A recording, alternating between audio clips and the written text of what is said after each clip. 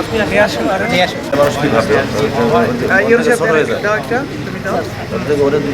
আসে না একটা একটা নিয়ে আসো কালকে নিয়ে যান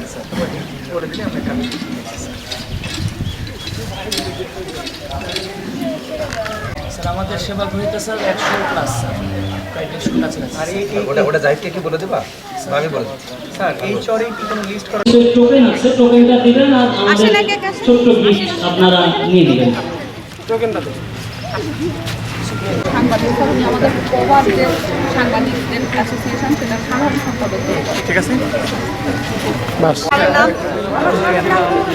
হ্যাঁ এলে দিয়ে দিতে বললো এই নামটা কেন সাইডে লাইন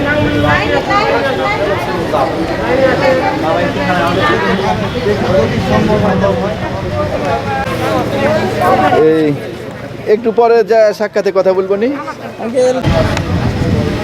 এরপরে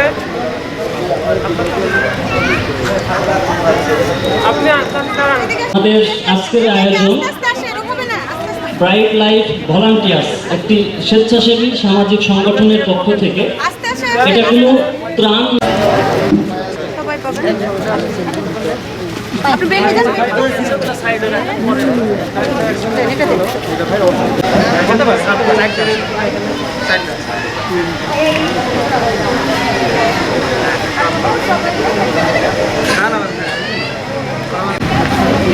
ভাই আমি একটা ইয়ে রাখছি ভাই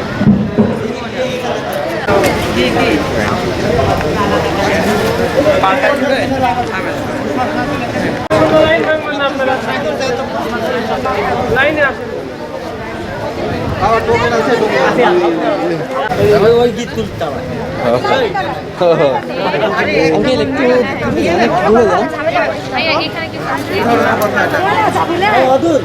উদ্যোগে আজকের এই শীত বস্ত্র বিতরণ অনুষ্ঠানে উপস্থিত হয়েছে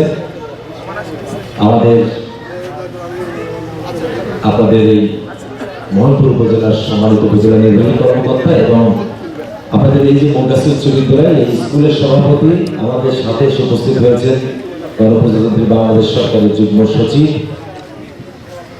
রাজশাহী জেলা পরিষদের সম্মানিত প্রধান নির্বাহী কর্মকর্তা জনাব রেজা হাসান এবং ব্যাংকের ভলান্টিয়ার্সের সম্মানিত সদস্যবৃন্দ। আমি একটু আপনাদেরকে বলি আসলে বক্তব্য দেওয়ার কারোর দরকার নেই, কারণ বক্তব্য দিলে সময় দীর্ঘায়িত হবে। এই যে আজকের এই শীত বস্ত্রগুলো দেখছেন, এই শীত বস্ত্রগুলো বেসিক্যালি আমাদের জেলা পরিষদের যিনি প্রধান নির্বাহী কর্মকর্তা আছেন তাদের ভূমিকা, এই যে আমাদের ব্রাইট লাইট ভলান্টিয়ার্সের যারা সম্মানিত সদস্যরা রয়েছেন এরা কারা? এরা মূলত হচ্ছে এই ব্রাইট লাইট ভলান্টিয়ার্স দেখেন সবার গায়ে একটা পোশাক দেখছেন, এরা আসলে নার্সিং ইনস্টিটিউট, এই নার্সিং ইনস্টিটিউটের বিভিন্ন নার্সিং ইনস্টিটিউটের ছেলেমেয়েরা এরা একসময় পাশ করে যাওয়ার পরে আপনারা দেখবেন বিভিন্ন সরকারি যে আমাদের প্রতিষ্ঠানগুলো রয়েছে, বিশেষ করে হসপিটালগুলো রয়েছে, বেসরকারি যে হসপিটালগুলো রয়েছে সেখানে এরা নার্স হিসেবে ওখানে যোগ দিবে। এই নার্সিং ইনস্টিটিউটের ছেলেমেয়েরা চিন্তা করেছে যে আমরা আমাদের ক্ষুদ্র সামর্থ্য দিয়ে, ক্ষুদ্র প্রচেষ্টা দিয়ে এবং সকলের সহযোগিতায় এখানে যারা শীতার্থ মানুষ আছেন তাদের পাশে দাঁড়ানো। তো এই উদ্যোগটা তাদের, এবং আমরা শুধুমাত্র সহায়তা করেছি মাত্র, এর বাইরে কিছু না। কথা বলতে চাই না, দুই তিনটা আমরা এখানে দিয়ে দিই, আমরা আছি যারা 3-4টা আমরা একদম বয়স্ক লোক যারা আছে তাদেরকে দিয়ে দিই। বাকিগুলা আপনারা কেউ লাইন থেকে আসবেন না, লাইনে দাঁড়াবেন, আমাদের ছেলেরা যে আপনাদের হাতে তুলে দিয়ে আসবে। লাইনে দাঁড়িয়ে নেওয়া এটা খুবই দৃষ্টিকটু। আমি চিন্তা করেছিলাম যেখানে বেঞ্চে বসিয়ে দিলেন বা চেয়ারে বসিয়ে দিলেন, আপনারা যে হাতে দিয়ে আসবেন এখান থেকে এসে নেওয়ার দরকার নেই, এটা আমার অনুরোধ আর কি।